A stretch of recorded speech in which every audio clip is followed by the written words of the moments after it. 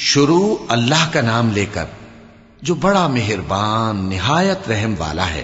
جو چیز آسمانوں میں ہے اور جو چیز زمین میں ہے سب اللہ کی تسبیح کرتی ہے۔ جو بادشاہ حقیقی ہے، پاک ہے، زبردست ہے، حکمت والا ہے۔ وہی تو ہے جس نے ان پڑھوں میں انہی میں سے ایک پیغمبر بھیجے جو ان کے سامنے اس کی آیتیں پڑھتے اور ان کو پاک کرتے اور انہیں کتاب و حکمت کی تعلیم دیتے ہیں۔ اور اس سے پہلے تو یہ لوگ کھلی گمراہی میں تھے، اور ان میں سے اور لوگوں کی طرف بھی ان کو بھیجا ہے جو ابھی ان مسلمانوں سے نہیں ملے، اور وہ غالب ہے، حکمت والا ہے۔ یہ اللہ کا فضل ہے، جسے چاہتا ہے عطا فرماتا ہے، اور اللہ بڑے فضل کا مالک ہے۔ ان لوگوں کو تورات کا حامل بنایا گیا، پھر انہوں نے اس کے حامل ہونے کا حق ادا نہ کیا۔ ان کی مثال گدھے کی سی ہے جس پر بڑی بڑی کتابیں لدی ہوں۔ جو لوگ اللہ کی آیتوں کی تکذیب کرتے ہیں ان کی مثال بری ہے، اور اللہ ظالم لوگوں کو ہدایت نہیں دیتا۔ کہہ دو کہ اے یہود، اگر تم کو یہ دعویٰ ہو کہ تم ہی اللہ کے دوست ہو اور دوسرے لوگ نہیں، تو اگر تم سچے ہو تو ذرا موت کی آرزو تو کرو۔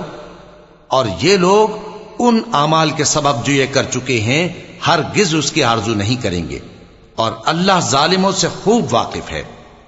کہہ دو کہ موت جس سے تم بھاگتے ہو وہ تو تمہارے سامنے آ کر رہے گی، پھر تم پوشیدہ اور ظاہر کے جاننے والے مالک کی طرف لوٹائے جاؤ گے، پھر جو کچھ تم کرتے رہے ہو وہ سب تمہیں بتائے گا۔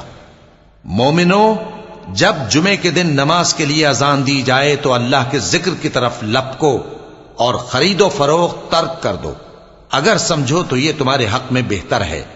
پھر جب نماز ہو چکے تو زمین میں پھیل جاؤ اور اللہ کا فضل تلاش کرو، اور اللہ کو بہت بہت یاد کرتے رہو تاکہ کامیاب ہو جاؤ۔ اور جب ان لوگوں نے سودا بکتا یا تماشا ہوتا دیکھا تو ادھر بھاگ لیے، اور اے نبی صلی اللہ علیہ وآلہ وسلم تمہیں خطبے میں کھڑا چھوڑ گئے۔ کہہ دو کہ جو چیز اللہ کے ہاں ہے وہ تماشے اور سودے سے کہیں بہتر ہے، اور اللہ سب سے بہتر رزق دینے والا ہے۔